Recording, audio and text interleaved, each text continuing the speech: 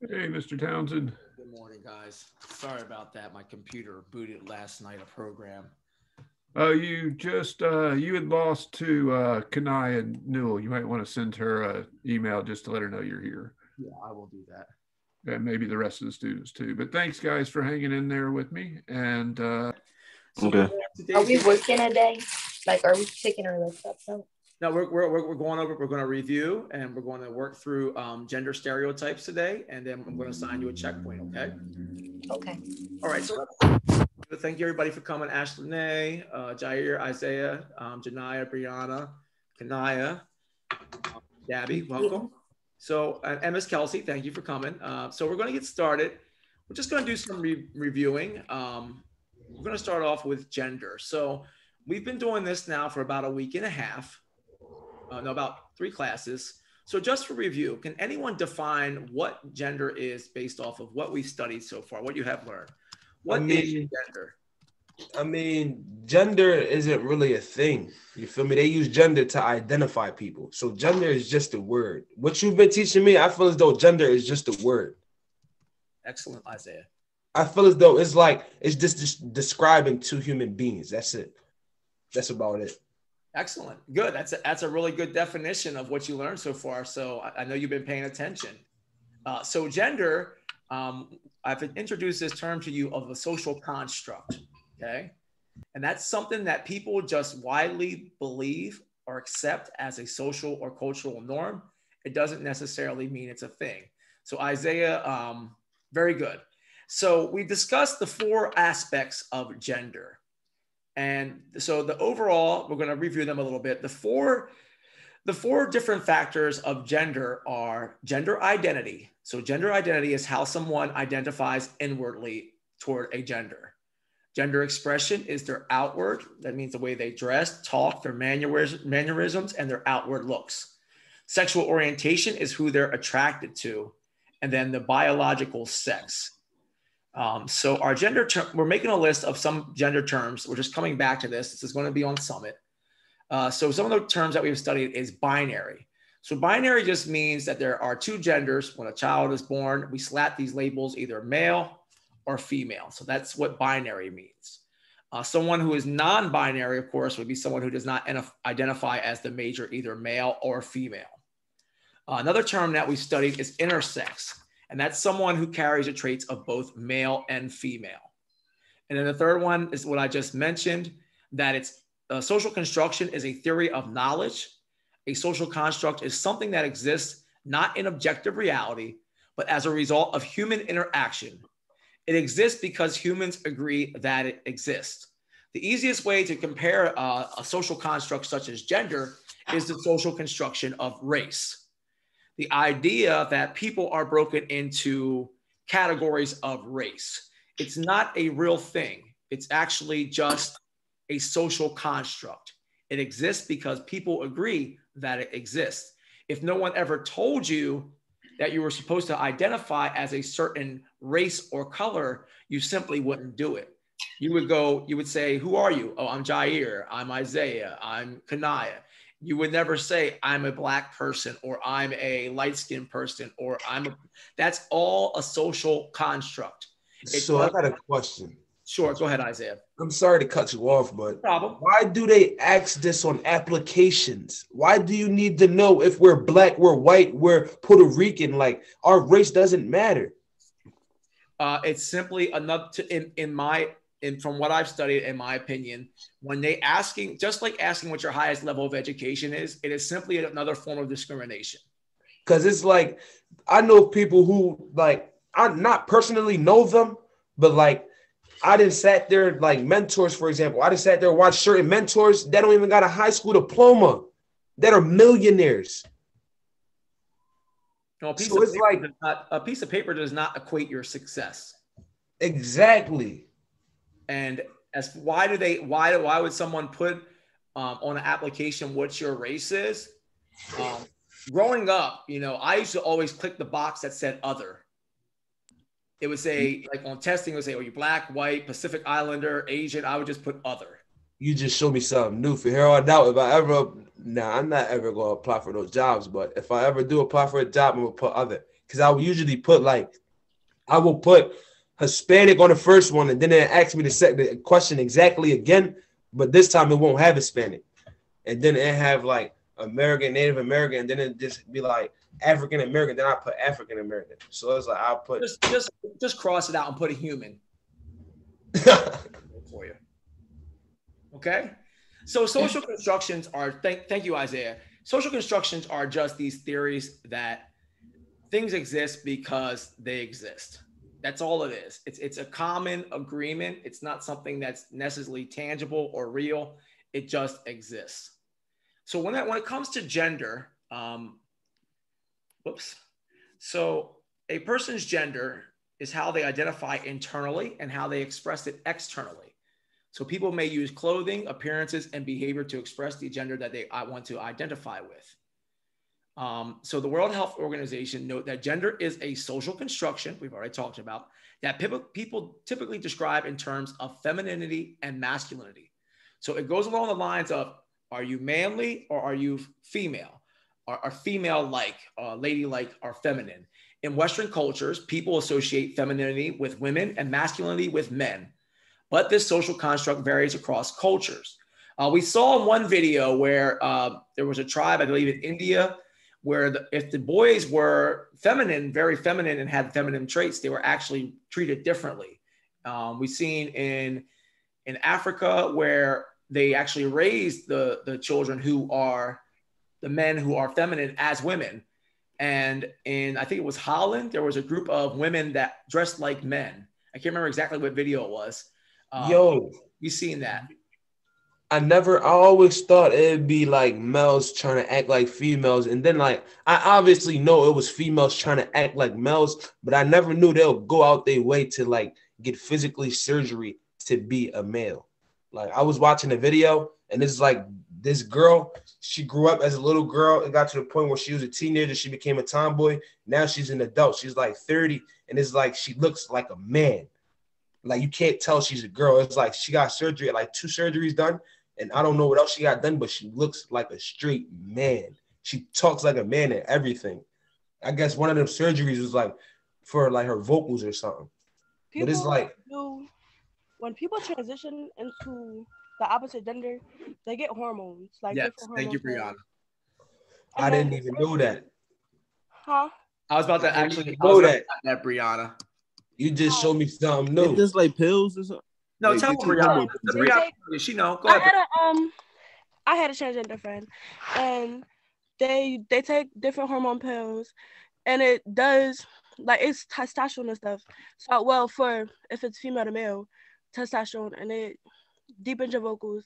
You grow facial hair, and you just you get a more sharper jawline, and yeah, it's just hormones. And then the surgery is what chops their titties off, and then they get a flat chest, and then if they get bottom surgery, you know how that goes. If you don't, then I don't think I should explain that, but we get the picture, Brianna. Yeah.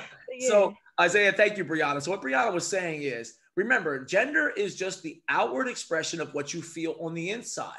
So the person that transitions, its estrogen will make you more feminine and testosterone will make you more man-like. So Isaiah, when you say that she was a man, in actuality, the pronoun is he is a man, because that person is not accepting remember, there's 4 components: biological, sex, sexual orientation, identity, and expression. So inside, that person identifies as a male. All he has done is change his outward appearance to match what he feels on the inside. Oh, I get it. So like when people basically transition over, it's like they feel as though they never was the sex they was, so that's why they transitioned, right? Yep. So that way you would consider them the sex they transitioned to, right? Yeah. Consider them as who they want to be. Okay, so for example, like if a guy transitioned to a female, I'll call him a female, but in reality, in my head, I know he's a guy, right? Mm-hmm. But still, like, just to respect him, you'll call him like, who he wants to by his pronouns. If his pronouns are I'm a her or it's she, then that's who you call her. Oh, all right, okay. It's sort of like this, Isaiah. You know, most of us receive our birth names from our parents, right? Mm-hmm. So that's a name we're designated at birth, and we're called that name most of our lives. When someone transitions from one gender to the other, they can choose the name that they want. Some people, like I said before, if your name is like Terry or like Randy, there are names that are like unisex that kind of easily transition from one to the other that can be used to identify. But that's what that person, remember, the gender expression and identity is who they are. And if you look on the bottom here, it says gender is not neatly divided along the binary lines of man and woman.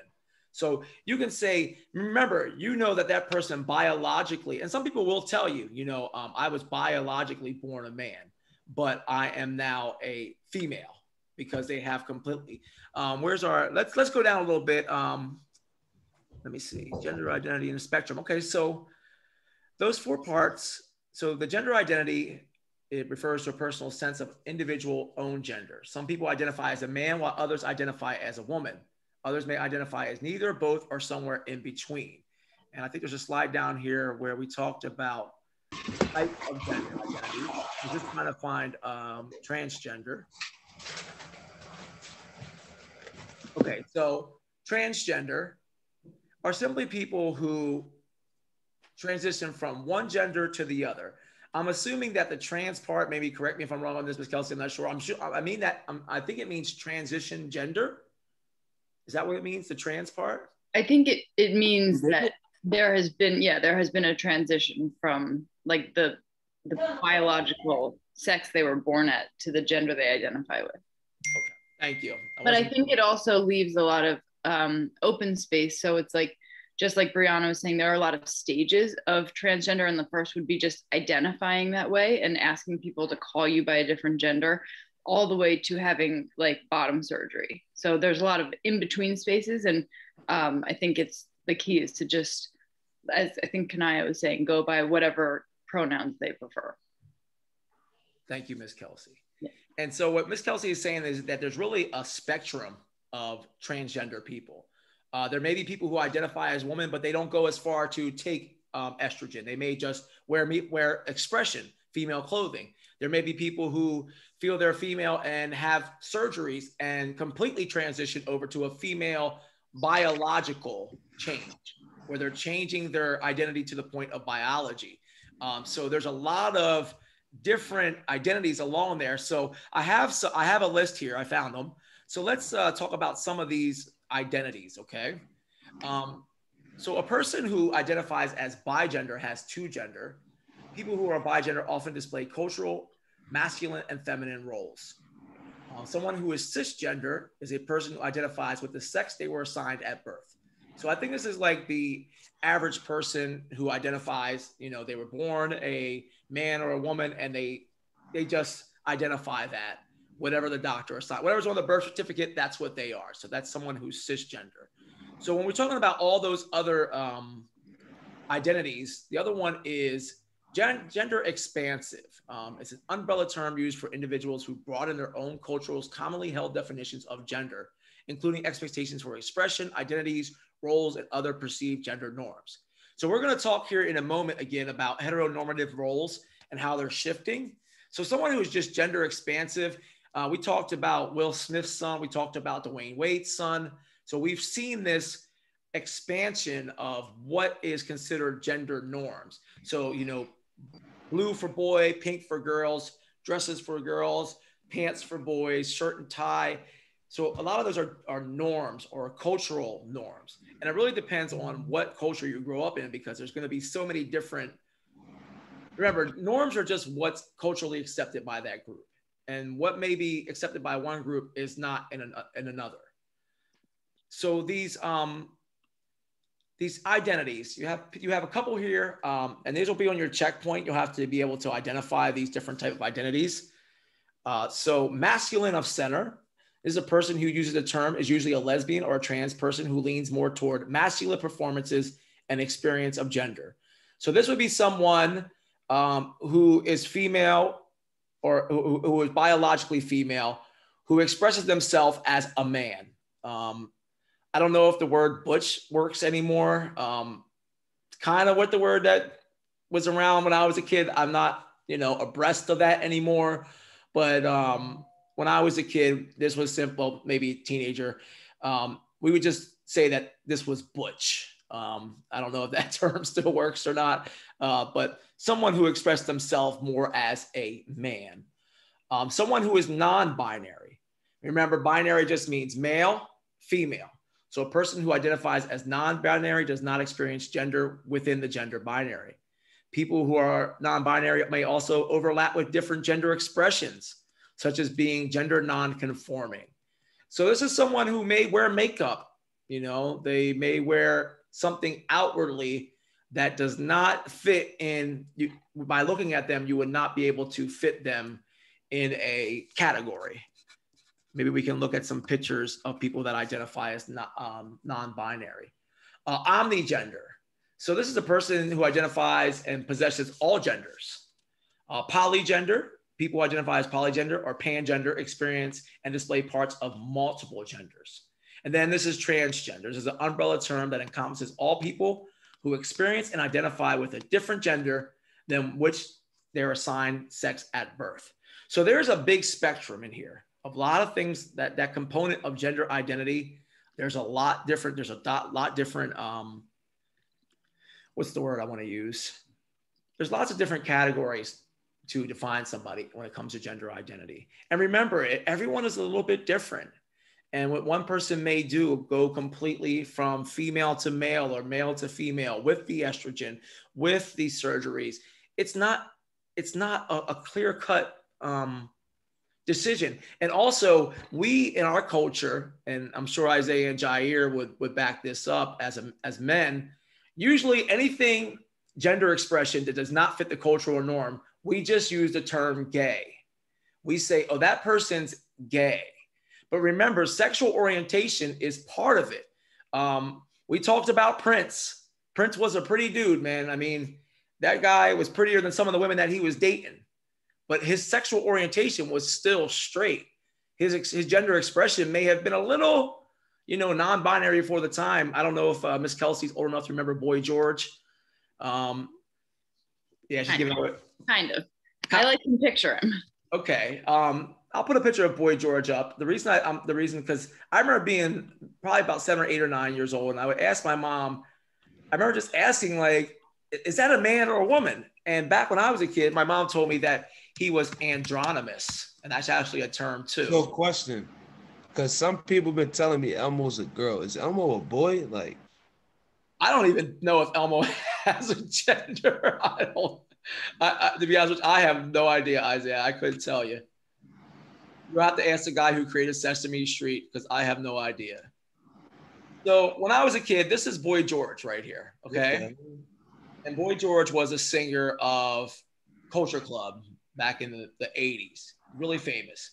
And as you can see, he wore the makeup and the lipstick, and back in the 80s, you really kind of blurred the lines between the genders. And this was really that's him on the left. No, that's a woman who's going to play him in a movie. So they're actually going to have a woman play him. But I mean, it just looks like he like gothic or something like that. You know what I'm saying? Like, it looks like he just likes to dress up like that. Well, that's simply his gender expression. It doesn't have anything to do with his sexuality. It's just his gender expression. Yeah, it looks like he just like to dress up like that. That's all. The other person that comes to mind is David Bowie. You know what? That's actually a good one too. And David Bowie had his wife was like super hot, Amani. Let me show you David Bowie. And a lot of people, remember that's the blurred lines. There's not always a absolute definition. Just because someone, probably Iggy Stardust here. Okay, yep. So this was David Bowie right here. Okay. And you can see that Freddie Mercury too. That's another one who blurred the lines. But this man right here, I mean, look at his album cover. You know who do the same thing? Who's that? What's his name? There's a couple rappers who dress like that as well. Yeah, we've had this discussion. I think we were talking about. I think we were talking about that the other day about certain rappers wearing dresses now. Yeah. But believe it or not, this was his But- wife. I mean, his wife Yeah, was but beautiful. not even wearing dresses. They be wearing some things that looks kind of sus. Well, but see, that's what I'm saying. When we automatically culturally blanket someone as suspect or gay if they go outside the cultural norms of expression. It's just easier for us to accept. We just say they're gay. We don't look into what they're feeling, what they're expressing. Who is the rapper that made? Remember a few years ago there was a rapper who had a song where he had the machine gun and the wedding dress. Do you remember that? I think I know what you're talking about. It was He a had random like a dude. mohawk and he was tatted, like he had a lot of tattoos. Yeah, it was like Married to the Game or something like that. I It was think a you're talking random about. dude I that think you're nobody talking know. about a scar, something like that. Okay. He received a lot of backlash because of that. He said he was blacklisted because of it, which means people wouldn't give him jobs anymore because of him doing it. But we just talked about Kid Cudi on Saturday Night Live wearing a dress in honor of Kurt Cobain. We talked about Martin Lawrence wearing a dress, Jaden Smith wearing a dress. Harry Styles. What's that? Harry Styles. Harry Styles is wearing a dress now? Yeah, why everybody wearing dresses like they on some faggot shit? My fault. Like not like that, but they on some dumb-ish. Like I know Harry Styles not gay because he got a girlfriend. What is going on? But here's the question. Why does it matter if they're wearing dresses? But why are they wearing dresses? Like it's not no issue, but I want to at least know what is the reason. So I would say back in the day, women weren't really like, it wasn't customary for them to wear pants, right? But now we wear pants. So they used to be men's, like we used to assign them to men's clothing. Pants were men's clothing. But then, at a certain point, women were like, why can't we wear those? And so they started to wear them and then it became normal. Yeah, but you know what? You got a point, but we're not about to sit here and normalize. I want dresses. We're not 9 times out of 10, if we ask a man outside, yo, would you wear a dress? People might like, what? Like, it's not even going to make no sense. I mean, there are other cultures in the world where men wear long, like tunic, like things that some people might call a dress, right? Yeah, I understand that, but I don't know. I know I don't know. You know what it is? It's cool with him. It's cool with me. They're millionaires, so they don't care what people think. True. Not all of them are millionaires. You mean like Harry Styles and them? Yeah, they're all millionaires, so they don't care what people think. They're gonna wear whatever makes them comfortable, whatever they want to wear at the moment. They're gonna wear. And what's wrong with wearing whatever makes you comfortable and whatever you want to wear? Nothing. Nothing I necessarily. wouldn't want someone telling me what to wear. True. So I'll give you an example. My cousin, she's going to be in early childhood education. So she's doing her student teaching right now. And they placed her in a Hasidic Jewish private school, which she's not Jewish. And so they told her that she has to wear a long dress or skirt that's below her knees. And she has to cover her arms. So she, being 27 years old, being able to wear whatever she wants all her life, is all of a sudden being told that she has to wear a dress or a skirt. What do you think about that? I feel as though she should probably find another school. Why? Because they're infringing on her freedom? Yes, and they're basically like taking away her right to dress however she wanted. Because it's like you're basically demanding that she wear this and wear that, not knowing she's not going to feel comfortable wearing it. So why force someone to wear something that other people are wearing if that person feels comfortable wearing sweatpants, wearing a dingy, like a long shirt, like a long t-shirt or something? Like, you can't tell somebody what to wear. You won't want nobody to tell you what to wear. Yep. And so I would extend the same theory, even though it feels different to us, to men who wear dresses. I mean, if I was to go to a school and like it was like a religious school and they say I gotta wear a dress or something, I'm gonna look and I'm gonna explain to them like, it's not that I don't feel comfortable wearing a dress. It's just that I never wore a dress and today's not gonna be the day I'm gonna wear a dress. And just like you don't want to wear something that someone's telling you to, we extend that to other people too, right? Yeah. Remember Isaiah, and like Miss Kelsey's example, going to a Hasidic Jew school, it's going off the cultural norms. I grew up Pentecostal, okay, and I had a woman. She's right here. She's right next to me now. This would be, ow, Cat, can you stop? Cat just clawed me. This is Sister Peggy, okay? This is my church mother, okay? I like grew up in this woman. If you would have came to church with some booty shorts on or something below the knees, Miss Peggy would have you for breakfast. And she was from Louisiana, 1940s. They didn't play that. So a lot of it is the gender's expressions, like what Miss Kelsey was saying, her cousin or her family member, is because they're Hasidic Jews. So remember how much cultural norms go kind of into expression. So like we growing up, my dad, if I put a dress on, my dad probably would have knocked me out.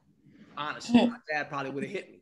Like That's real rap. my dad would have been like, "What's the matter, boy? Are you gay?" That's what he would have said to me. I know my father. He probably would have struck me in the face. I know my dad. My dad was a G. So it's cultural norms sometimes that set these expectations. And the reason why we have such a people have such a violent outlash to it is because they haven't seen it and they don't understand. So a lot of times it's just lack of knowledge. It's like looking at someone who's Muslim. My boy Blue, he's Muslim. I swear that every time I see him, he got that comfortable. It looked like a dress to me. The long gown, the white gown. I mean, he wear pants underneath it, but in actuality, it's a dress. I mean, it's a long linen cloth. I mean, it looks. He tell me, and it's comfortable as can be and breathable. You know, and I don't ever look at him as less. I mean, Blue is. I mean, Blue grew up in the streets. Like he do that for his religion. Exactly, so you can't look at him differently because he has no choice but to do it. He's not going to go against what God say. He's going to do exactly, and that's the point that they trying to make. Like that's what they like. That's their point. They're trying to make like, you know, we all have different things that we have to do or we do because that's the way we were raised. So it's cultural norms, guys. It's the expected norms. So that, but still, I'm not listening. If my son want to be gay, if I ever have a son, I don't really plan on. But that's fine. He can wear a dress. I don't care what he do. You know what I mean? It's just the fact that it's just not what you're supposed to do. Like that's not word supposed to. I have a video. I saved a video. I'm going to show it to you guys as we go along. But it's actually an Indian father, and it's at his gay son's wedding. It's about a 7-minute speech, but he talks about like how he thought that, you know, his son was less of a man, that he'll get the right money, he'll fix him, he'll make him straight. And, you know, this is someone that's, now Indians are very traditional with a lot of their cultural norms. So they had to get married here in the United States. But I just found it interesting to listen to this man's story on how his mindset changed. You know, he realized that there was nothing wrong with his son, you know. And his son told him, I've known this since I was 10. I've known since I was 10 I was gay. And so his father said, you know, I got a lot of money. I can send him to the right places. You know, growing up Pentecostal, they had these, you know, when I was a kid, they had camps where they would pray the gay away. Literally, that's what they would send people to camps. Like you can't pray gay away. Like what? I know, but Kanaya, but when people have these ideas on what is right and wrong inside of cultural norms, they automatically think that something's wrong with their child. They're defective. So who would people be if they wasn't themselves, though? Well, we live in a more enlightened world now. When I was a kid, you know, you never heard about gay marriage. You just didn't hear about it. It was not even something that the Supreme Court allowed at the time. It wasn't until the Obama administration where gay marriage was allowed legally. My ex-wife, her uncles, they are gay men, and they've been together for 40 years. And I think for like 25 of them, 26, they could not get legally married. I don't know if they ever did, but they're in their 60s. So they really dealt with, you know, the stigma. That's a word that I need to add to our list up here. Stigma. Can anyone define what a stigma is? Where are our terms? What is a stigma? You can go ahead and look it up on your phone if you like, if you don't know the definition. What's a stigma? It's a new word for today. What is a stigma?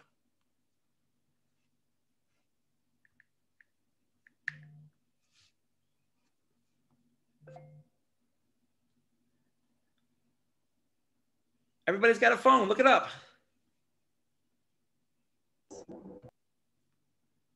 Say it again. I'm sorry, I couldn't hear you. What is a stigma? S-T-I-G-M-A. Stigma. Stigma. Mm-hmm.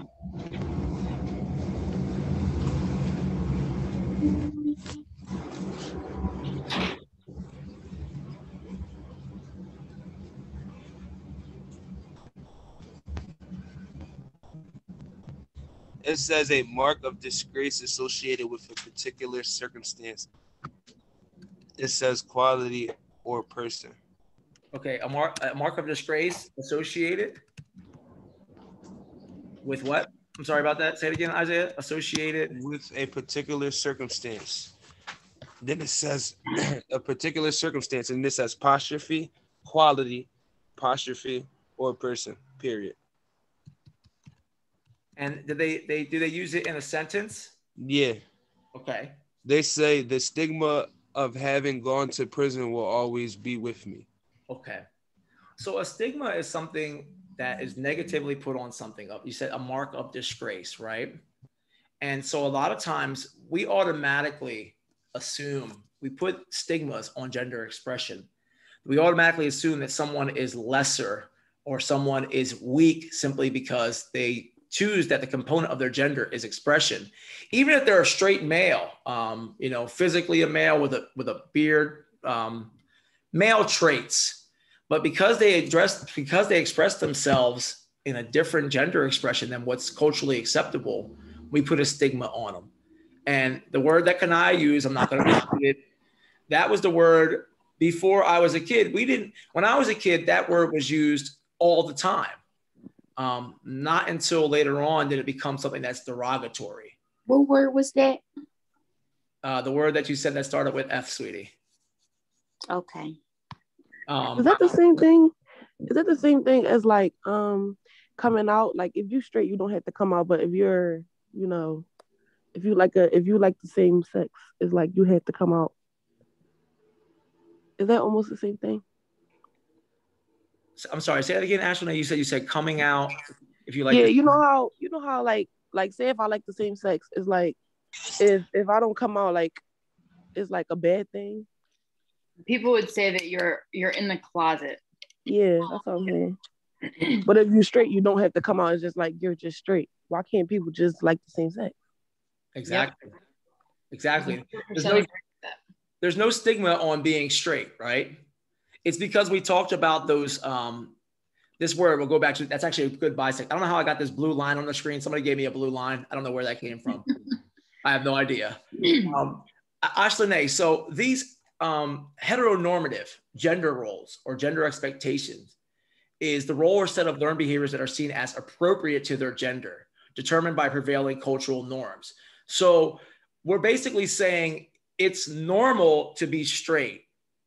So anything that deviates from that is abnormal. So that's why, like you say, someone says they're in the closet or they're coming out. That idea that, yes, they should be able to love who they want to love, but it's because of these roles and these expectations that we automatically assume that something is defective with that person. And they are added a stigma. A stigma applies to them. We say that there's something defective about them, and there really isn't anything defective about them. It's just what we have decided as a culture that is normal. If you lived in ancient Athens, okay, or if you lived in the cities of Sodom or Gomorrah in the Bible, they were all gay societies. Being gay is nothing new. If you go to any of the holy books, you only get to this. You actually, in the first chapter of Genesis, you have 2 cities that are primarily homosexual. So this is not new in the human experience. It's just we now in this culture, we decided that 1950s family values, everybody has a house and 2.5 kids and all those things. because those are what's expected. It's appropriate.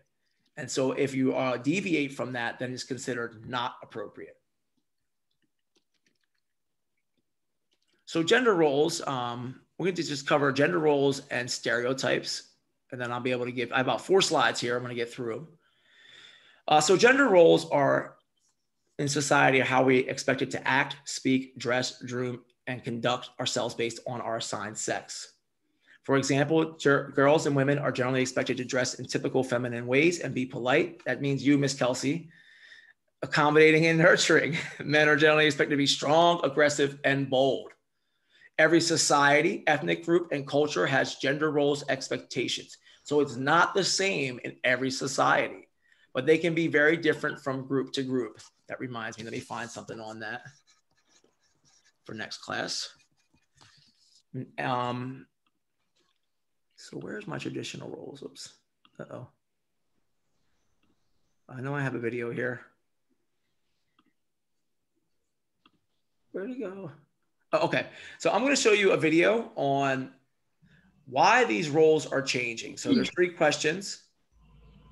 What has caused a shift in traditional roles? I'll put this in the chat for you real quick. In which ways have these changes affected gender roles, and how has technology and wage growth changed the traditional roles and heteronormative? So let me just put this in here for you. Why doesn't Zoom ever let you cut and paste? So annoying. It's the worst. Oh, here we go. Okay. So I just put those in the chat. We're going to watch a quick video on why gender roles are changing. On the outside on a subway.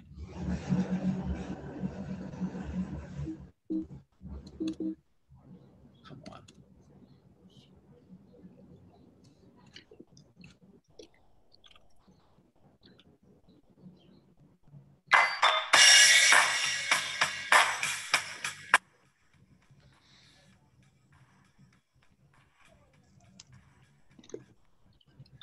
Welcome to this Tutor to You Sociology topic video on... So while we're watching this, those questions that are in the chat are the job. What has caused a shift in traditional roles? In what ways have these changes affected gender roles? And how has technology and wage growth changed the traditional role in heteronormative roles? Yeah, I see that, Isaiah. It didn't work the first time.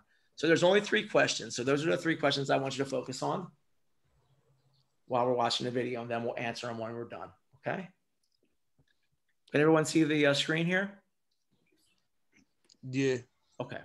Gender roles and relationships. Looking at reasons for changes to gender roles in the family. When looking at gender roles in the family, we need to define what we mean by gender roles and some of the key terms used by sociologists in doing so. Sociologists often refer to conjugal roles, which are the different roles that males and females take on in relationships. And these can be described as either segregated, where males and females perform different and separate tasks within the family. For example, in the more traditional family structures, males would take on the instrumental role of being the economic provider, while females would take on the caring and nurturing expressive role. Or they can be described as integrated or joint conjugal roles.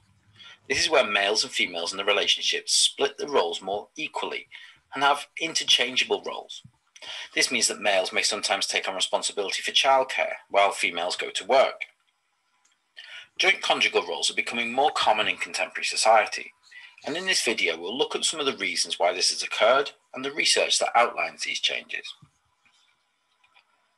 One of the first pieces of research to suggest that conjugal roles were becoming more equal was suggested by Wilmot and Young. In their research of the East End of London, they found that the family was becoming more symmetrical towards the end of the modern age. Families would have shared leisure time, childcare responsibilities, and domestic labour. Although often the housework was based upon gender domains, with males more likely to be involved in home repairs, gardening, and taking out the bins, whilst females would be more inclined to do cleaning, laundry, and cooking. Whilst childcare was becoming more equal, more of the responsibility fell upon females, with males more likely to take children to the park or play in the garden than look after the children in the home. However, Wilmot and Young found family life to be in contrast to their earlier research into early industrial families, and the work of Elizabeth Bott and Tolcott Parsons, who suggested that gender roles were more separate. As with Wilmot and Young, we've looked at the work of Oakley in a separate video on our research into the conventional family, but we can apply Oakley's findings to the debate over changing gender roles. Oakley suggested that roles were not equal in the conventional family, and that despite a movement towards equality, women were still expected to perform the majority of the domestic labour at home. While Oakley noted an increase in the number of women working, she also found that the expectations on them to look after the family had changed very little, describing a dual burden that women had of paid labour and domestic labour. Duncombe and Marsden developed Oakley's point further, suggesting that women actually had a triple shift: the additional burden of supporting the emotional needs of the family, including her partner, their children, and often other relatives. This emotional labour performed by women formed part of the triple shift that they performed in the family. In recent years, however, there has been a movement towards equality, although the evolution of this is somewhat delayed by men's failure to adapt to the changes in society. Gershony argued that while males were doing more than ever before, they lagged behind females in adapting to the changes to late modern society. While women embraced opportunities at work, males struggled to compensate for their partner's absence in the home. And this can be seen in the data provided in a survey conducted by the Office for National Statistics in 2016, which suggested that males performed 16 hours per week of unpaid labour in comparison to their partner's 26 hours per week. The survey also demonstrated the existence of different gender domains, with males more likely to transport their children to school and activities, whilst females did the bulk of the home-based activities, results that back up the findings of Wilmot and Young over 40 years earlier. However, we can see that domestic labour is becoming more equal than in previous years, and sociologists look to explain the reasons for this. One reason is the greater level of female employment in contemporary society, which has led to a decline in the amount of work females are doing. One reason is the greater level of female employment in contemporary society, which has led to a decline in the amount of unpaid work females are doing. This is in part due to the contracting out of some domestic labour to services, as well as placing children in childcare and wraparound care, breakfast clubs and after-school clubs, as a result of working longer hours. Males are likely to be involved in dropping off and picking up children as well, as evidenced by the amount of unpaid driving they do according to the ONS. A second reason for changes in domestic labour are technological advances. Silver and Shaw suggested that some labour-saving devices such as washing machines and vacuum cleaners had reduced the workload of women. And since the publication of their research, technology has provided even greater labour-saving devices with dishwashers, microwave ovens, and even remote vacuum cleaners, reducing the amount of household labour that women perform. It has to be noted, however, that we're talking about a reduction in housework for women rather than an increase in male work. A third reason for housework becoming more equal is the changing nature of relationships. As suggested by Beck, relationships between males and females have become less secure and more negotiated. This has led to a greater expectation on males to contribute towards domestic labour and childcare.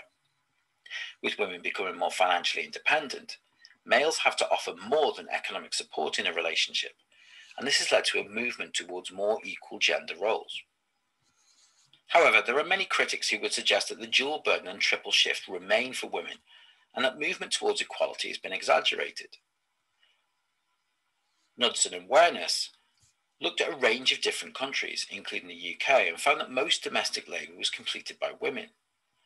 Can and Laurie found that this was often the case in lower social classes, and suggested that in families where women were employed and had high-level qualifications, labour was more equally shared. However, in homes where this was not the case, traditional gender roles persisted. And as recently as 2007, the Food Standards Agency found that the responsibility for food shopping and the preparation of meals lay with the female in 77% of households.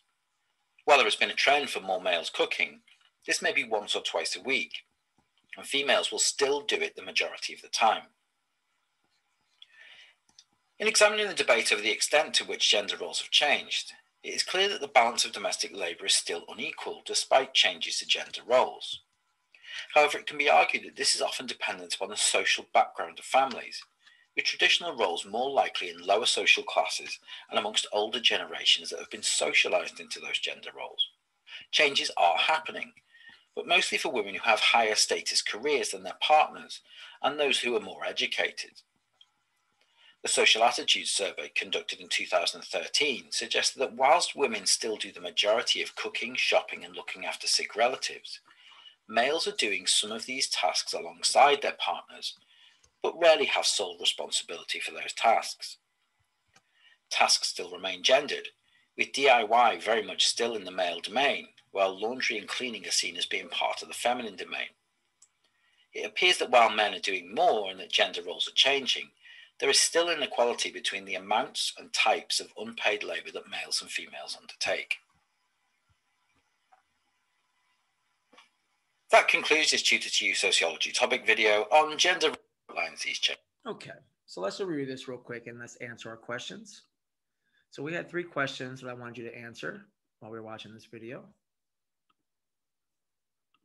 Okay, so let's just define these 3 roles. Conjugal roles are roles taken by males and females in a relationship. These are the ones that we listed in the beginning last week when we talked about the expectations of male and female. And we had talked about, providing, protector, all those traditional roles that are put on male and females. So segregated roles are simply just separate roles assigned to each gender in a relationship. And then joint roles are just basically shared roles between males and females. Oops. So when we made that list in the beginning last week of, oh God, I hate typing. Go to school to be a secretary, I tell you. All right. So those are our 3 terms for disorder roles. So the video asked a question.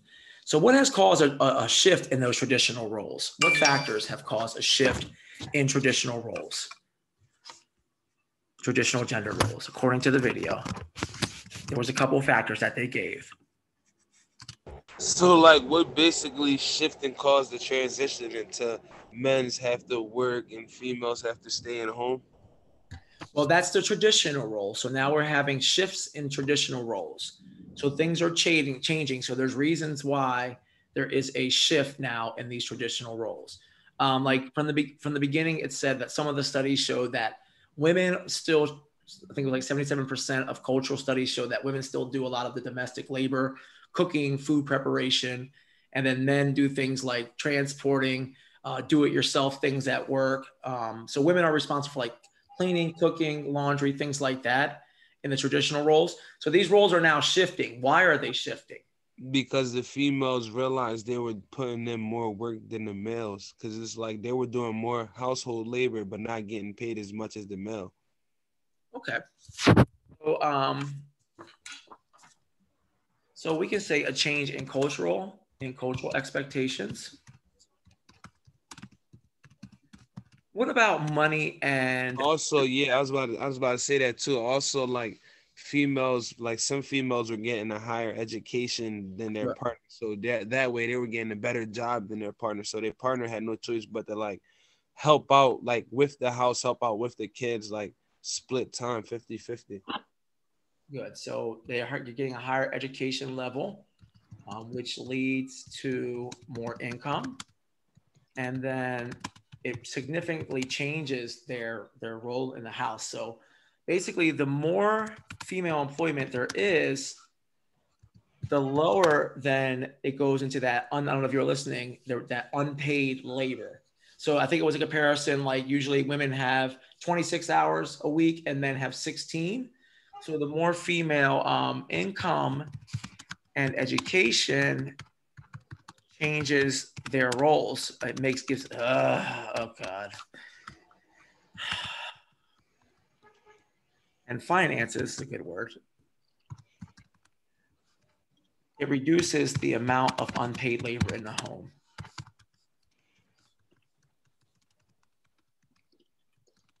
We have a lot of women who are really self-sufficient now, single mothers, My mom was an original single mother back in the 70s. But now today, that is a very common thing for women to be single mothers. Also, go ahead. Excuse. Go ahead. Can I? Do we supposed to be typing this? No, that's why I do it. I'll put the PowerPoint on something for you, okay? Okay. So technology, things as microwaves. Back in the day, you had to actually cook something. You had to put it on the stove, and you had to cook it. You couldn't wrap it and throw it on a table. Now they got washing machines. Washing machines. They don't have to do the hand washing. They got vacuums, dishwashers. So that reduces their roles, right? It reduces what they have to do in the house. So technology, education, and income are what I want you to remember. Tech, education, and income. Another one was also changing expectations. Relationships today aren't what they used to be. I mean, people will get out of a relationship for pretty much anything today. Like I said, my grandmother and grandfather, they were married in 1941 and they didn't split till 2008, and that's when they passed away. But that's changed. Now people, they get in and out of their relationships all the time now. So it's a different expectation. So all these changes, how do you think that's changed gender roles now that women are able to work more, to have more finances? So now men is like, women don't have to look at men for like financial support. So it's like the men don't have to, like, how can I explain? He don't have to worry about being financially. He have to worry about like being there, supportive, like be there for like her emotionally, like support her, like make sure the kid's straight, spend time with him, and like they spend time with her and the kid. Yep, absolutely. So it's really it's just compromise. It's compromise. That's really, I mean, to come down to make it real simple, it's just compromise. People have decided, with me in my marriage, my wife couldn't cook. She just couldn't cook. The woman couldn't boil water. And I cooked every day. I cleaned every day. And I still went to work every day and provided money and protection. But I grew up with 4 women. I know how to cook. I know how to clean. I know how to do laundry. So I was taught differently. So that's why I'm really okay being by myself, because I don't need anybody to do those things for me. I'm able to do those all on myself. So we now have compromise. It's a different world. I remember a movie called Mr. Mom. Miss Kelsey doesn't remember that. She's probably too young, but it was with Michael Keaton. And it was about him staying home as a man at home. And he just had all these disasters that he couldn't get overcome. And back then that was culturally, I think it was maybe like 1983. I'm showing my age. It was very kind of like controversial for a man to stay home. And it also changed. One thing I want you to memorize too, it changes the power dynamic. It changes the power dynamic in a relationship, because in the 1950s and 60s, if a man decided to leave his wife, I mean, that's a big thing, especially if he was providing for her and she didn't have education, she didn't have income. I mean, imagine being in your mid 40s and your husband leaves you and you've been depending on him for everything since you were 20 years old. Can I give you an example? Sure. My father was really old before he passed away. He was born in 1927. So he grew up in a different time. And he had a first wife, not my mother. And they had 3 kids together, and they had a very traditional marriage. And so she stayed home. She took care of the kids. She did all of the cooking and cleaning. And he was the financial provider for the family. And the kids grew up and they went to high school. And then as they were getting towards the end of high school, he left her. And she had no work experience. She did not know how to make money, because their deal was that she was going to take care of the children, and she fulfilled that role. And then he left her. And so then he met my mother, married a different woman who was younger. And they had a different kind of marriage, where my mother had her own career. She was a psychology professor. She went back to school. He was very supportive of that. However, because that was about the 70s when they got married, she was able to do those things, but he still did not do any of the cooking and cleaning. So as these gender roles changed, she had the ability to go back to school. She had 2 kids, but she still had to do all of the cooking and cleaning. She had to do all of the childcare, and she was working full time. So I think one of the things that has happened is those like expectations and the way that we interact hasn't changed as fast as the roles that women have taken on. And so when they were talking about women doing 26 hours for men 16 hours, it's because even though they're able to work and be financially like independent, they also are still doing more of the unpaid labor at home. And so Mr. Townsend, you know, may have been in an unusual relationship where he was taking on a lot of those roles. That's not always typical for what men and women in heteronormative relationships do. Thank you, Miss Kelsey. Yeah. So as you can see with Miss Kelsey's story, like I think it's a timing thing. I think my grandfather was born in 1928, so that's where I get my core values from. And my grandmother never went to work, like never pushed a broom in a day in her life. She literally sat at home. So these changes, you know, to these roles, it really changes. I think it just goes back to this power and compromise. Men who have all the power, the woman's kind of like powerless, and because this was gender choice and power. So this is the power part. When you have the financial girth, you can manipulate your partner. It's just what it is. And you can say, without me, you don't have this, this, and this. So a lot of people stayed in relationships that may have not been good for them simply because they needed the providing for. But now today, with all these changes in tech, in education, and income, women and men can compromise. And they can have a relationship where that unpaid labor starts to equal out. You know, like with Mrs. Kelsey's mother, she was working and still expected to do all those 26. That's 66 hours a week of work. That's a lot of work. And then also they mentioned a triple shift. So it's work, unpaid, and then emotional labor, which is the emotional well-being of the family, the kids, the sick family members. So women are actually pulling a triple shift sometimes. And that I would also, sorry. Kelsey, go ahead. I would just add that for women, like they don't make as much money as men do, like dollar to dollar. So they have to work more to make as much. They're also more likely to take time off to have kids, to raise those kids. And when someone in the family is sick, they're probably the one that's going to take off work. Oh, Isaiah, class is over. Oh yeah, we're running out of time. Thank you, guys. It was a good class. We only have one more thing to cover, so I will go ahead and put this PowerPoint as is up. I'll just gonna axe off the gender stereotypes and put that in the next lesson. So checkpoint 1 will go up today. Kanaya, I will put up the PowerPoint. Matter of fact, everybody that's in class now, I'll just send you a copy inside your email. Okay. Okay. So thank you, everybody. I appreciate all the input. Thank you, Miss Kelsey, for your input. And I will see you guys on Monday, because Dr. Dave is like, get your unit plans in and come to the meeting. So, all right, guys, have a good one. Thank you, everybody. You as well. Have a good one. All right. Bye-bye. All right.